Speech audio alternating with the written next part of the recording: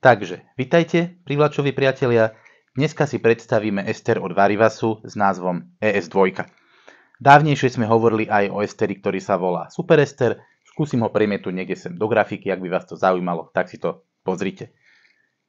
Výhoda esteru je v tom, že dokážete veľmi malú a ľahkú nástrahu viesť vo vodnom stĺpci úplne inak, ako by ste ju viedli napríklad na šnúre.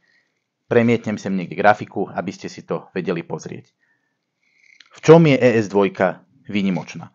Ester je materiál, ktorý má mnoho perfektných vlastností, ale pre rybárov, ktorí nevedia, do čoho idú, je ester niekedy trošku náročnejšie používať, pretože ester je tvrdší a nepracuje sa s ním tak príjemne ako so silónom.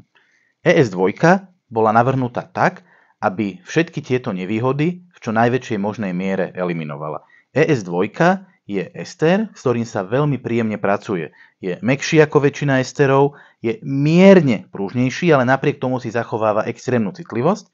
A preto pokiaľ chcete vyskúšať ester a nechcete ísť do extrémnej citlivosti, ako má napríklad Varivasácky superester, voľte túto ES2, nemusíte sa báť, že by to bolo niečo horšie. Paradoxne skoro všetci turnajoví pretekári sú na tejto ES2, používa sa veľmi príjemne, nestrácate ryby. V Japonsku je to asi najpoužívanejší ester, dokonca drží neoficiálny rekord na jedných japonských pretekoch, kde za 20 minút chytil na ňo pretekár 66 rýb, čo je ryba každých 18 sekúnd.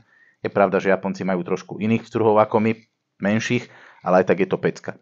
Čo vás ešte bude zaujímať? Z technických parametrov robí sa v dvoch farbách. Robí sa v priehľadnej a v žltej.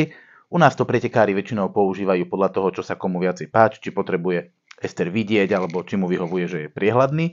Japonci to majú vymyslené tak, že žltý, ktorý lepšie vidíte na side fishing, zvyknú používať na bottom, aby lepšie dokázali detekovať záber, a číry používajú na klasické chytanie. Čo sa týka priemerov, robí sa v troch priemeroch, v japonskom značení je to 2,5, 3, 4, možno časom nejaké ešte pribudnú. V našom európskom je to 8, 9 a 10, čiže je to naozaj veľmi jemné ultralight troudariácké chytanie. Za nás, pokiaľ chcete vyskúšať nejaký ester, nebojte sa ES2, je to naozaj najpoužívanejší ester široko ďaleko, odporúčame.